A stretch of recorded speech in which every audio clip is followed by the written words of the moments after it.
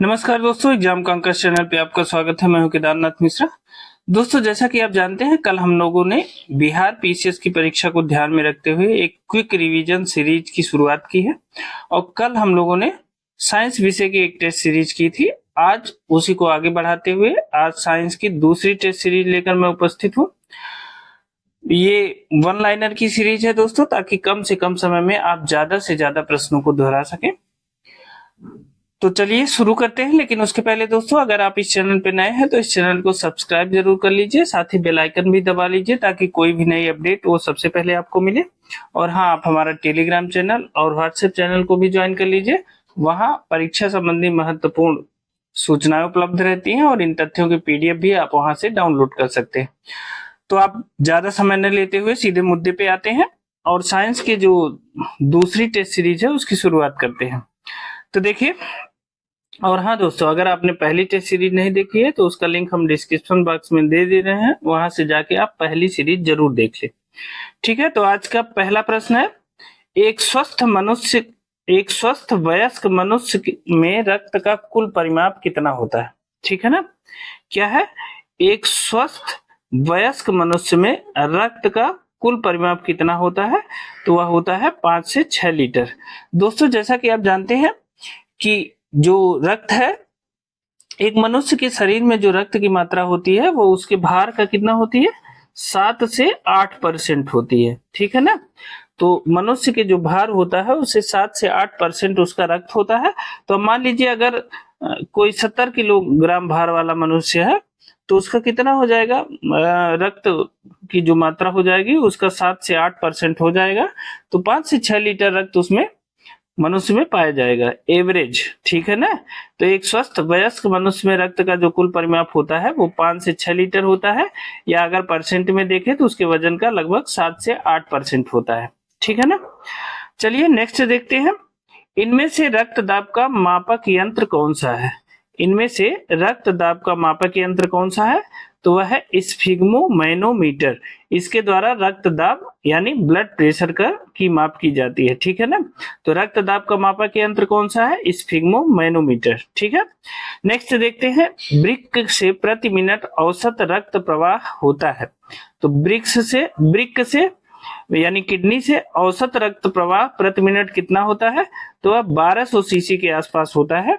ठीक है ना, वृक्क से प्रति मिनट औसत रक्त प्रवाह कितना होता है? लगभग 1200 सीसी से के आसपास होता है। ठीक है ना, नेक्स्ट देखते हैं दोस्तों। इंसुलिन है, इंसुलिन क्या है? तो इंसुलिन है एक प्रोटीन। ठीक है ना, अब देखिए इंसुलिन के बारे में आप जानते हैं कि इंसुलिन क्या होता है? यह अग्नाशय के अंतःस्रावी भाग लैंगरहैंस की दीपिकाओं की बीटा कोशिकाओं से इसका स्राव होता है। ठीक है ना, यह एक हार्मोन है और संरचना की दृष्टि से यह क्या होता है? संरचना की दृष्टि से यह एक पेप्टाइड है। ठीक है ना, पेप्टाइड है या प्रोटीन है। यह कुल 51 अमीनो अम्लों से बना होता है।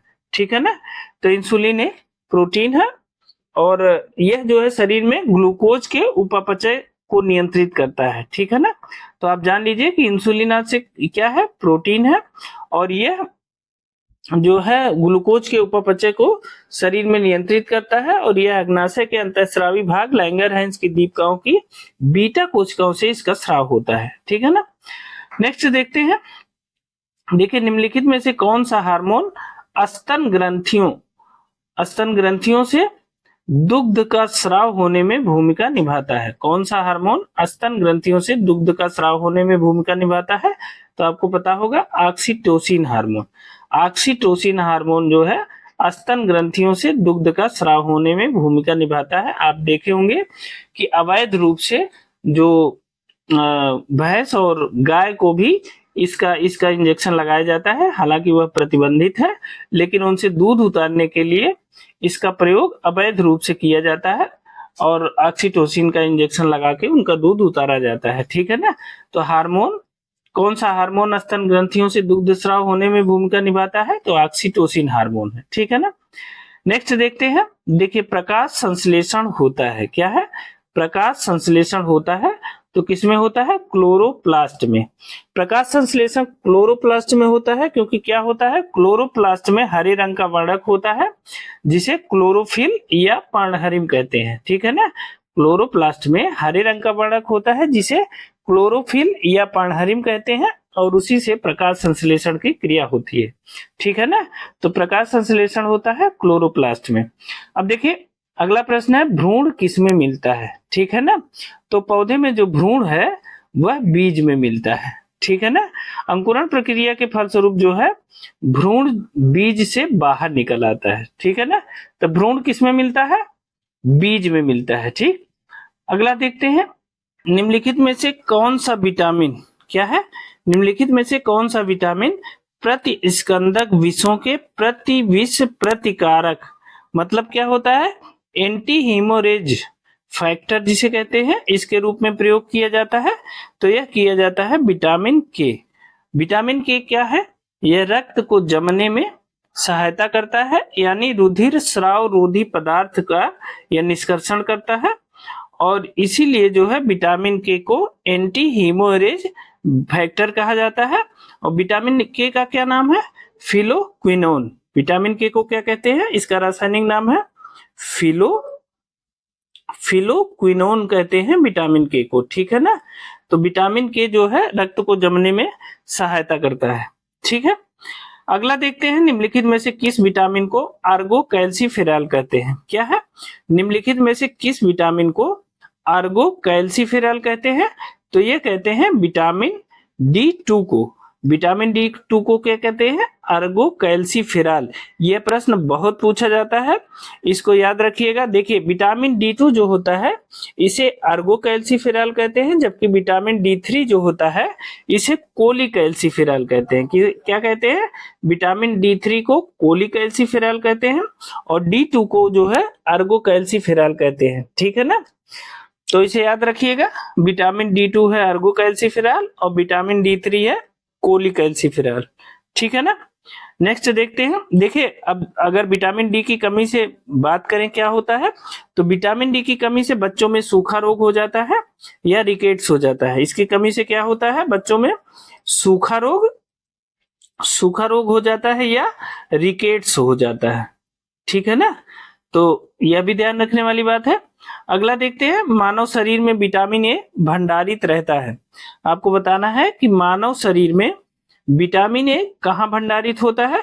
तो यह यकृत में यानी लीवर में। विटामिन ए की जो अधिकतम मात्रा है वह लीवर में भंडारित रहती है, यकृत में भंडारित रहती है मानव शरीर के।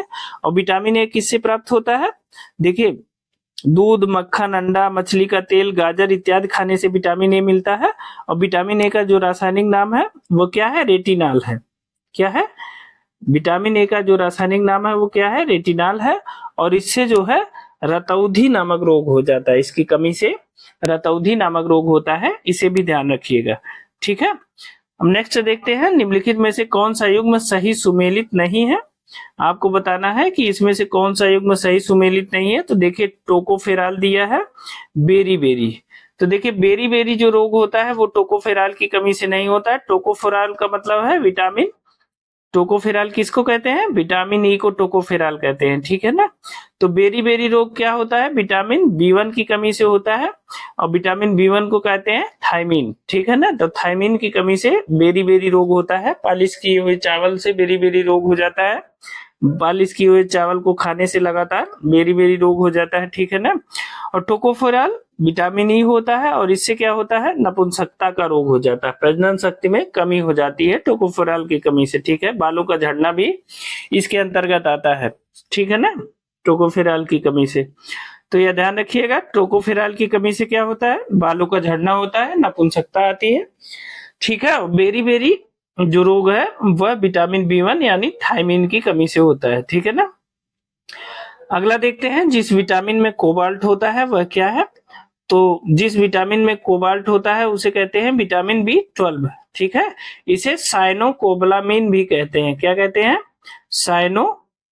कोबालामिन भी कहा जाता है, ठीक है ना। विटामिन B12 को क्या कहते हैं, साइनोकोबालामिन भी कहते हैं। और यह जो है इसकी कमी, इससे क्या मतलब, ये क्या होता है, विटामिन B12 को साइनोकोबालामिन कहते हैं। और विटामिन B12 में क्या पाया जाता है, कोबाल्ट भी पाया जाता है, ठीक है ना, यह ध्यान रखने वाली बात है। और B12 की कमी से क्या होता है, रुधिर की कमी हो जाती है, एनीमिया रोग होता है, ठीक है ना।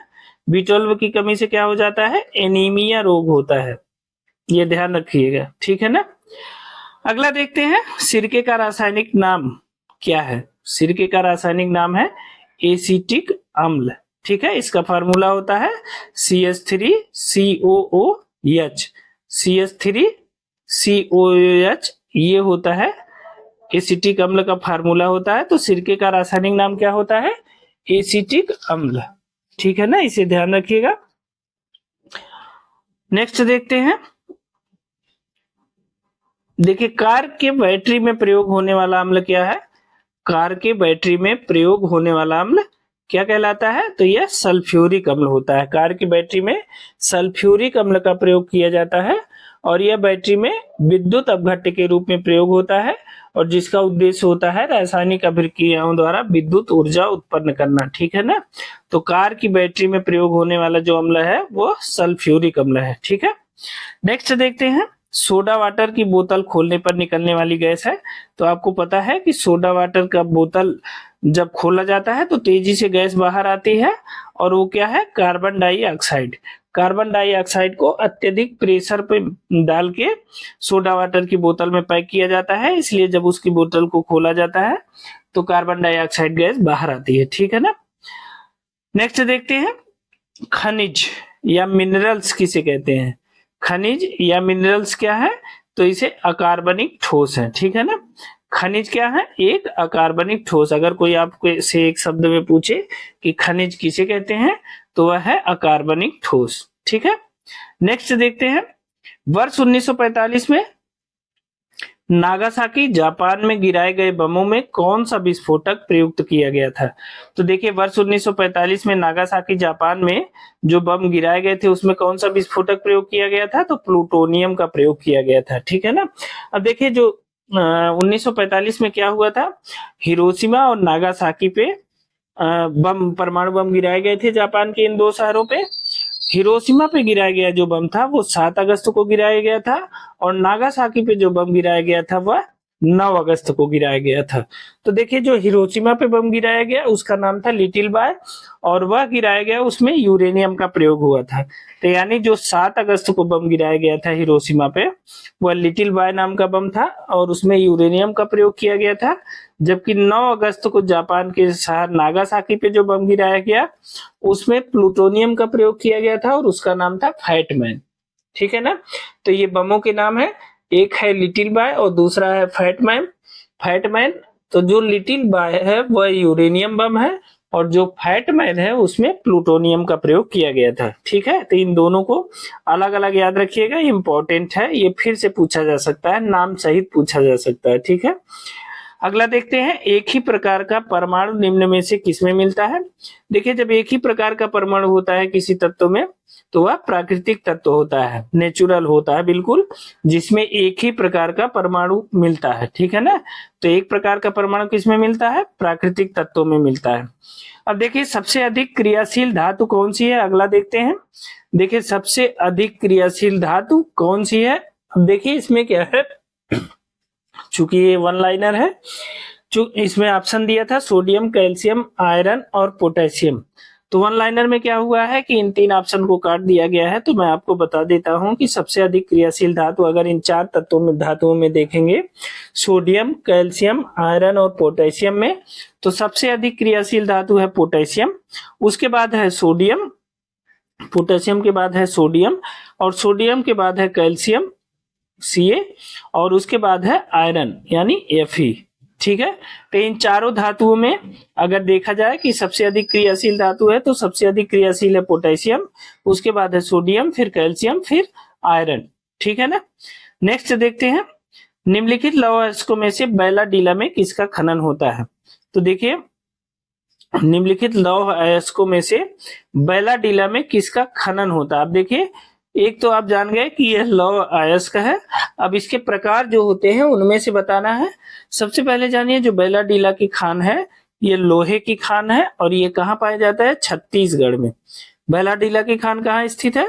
छत्तीसगढ़ में है। ये प्रश्न पूछा जाता है, कई बार परीक्षाओं में पूछा गया है। मिलान करने को आता है कि बैलाडीला की खान कहाँ स्थित है, तो बैलाडीला की खान छत्तीसगढ़ में स्थित है। यहाँ से लौह अयस्क निकाला जाता है और हेमेटाइट प्रकार का लौह अयस्क निकाला जाता है। हेमेटाइट जो है लौह अयस्क का एक प्रकार है और सबसे शुद्ध प्रकार है, ठीक है ना। मतलब सबसे उच्च गुणवत्ता वाला जो लौह अयस्क है वह हेमेटाइट होता है, ठीक है। तो लौह अयस्कों में से बैलाडीला में किसका खनन होता है? हेमेटाइट का, मतलब उच्च गुणवत्ता वाले लौह अयस्क का खनन होता है। और बैलाडीला की जो खान है वह छत्तीसगढ़ में पाई जाती है, ठीक है। तो दोस्तों, ये थे हमारे क्विक रिवीजन के 20 प्रश्न आज के थे। ये प्रश्न आपको कैसे लगे हमें कमेंट करके जरूर बताइएगा। साथ ही दोस्तों, अगर आप इस चैनल पे नए हैं तो इस चैनल को सब्सक्राइब जरूर कर लीजिए। साथ ही बेल आइकन भी दबा लीजिए ताकि कोई भी नई अपडेट वो सबसे पहले आपको मिले।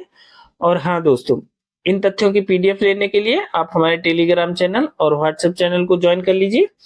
वहां से आप इन तथ्यों की पीडीएफ प्राप्त कर सकते हैं, उसका लिंक हमने डिस्क्रिप्शन बॉक्स में दे दिया है। और बीपीएससी देने वाले सभी परीक्षार्थी इस चैनल को जरूर सब्सक्राइब कर लें।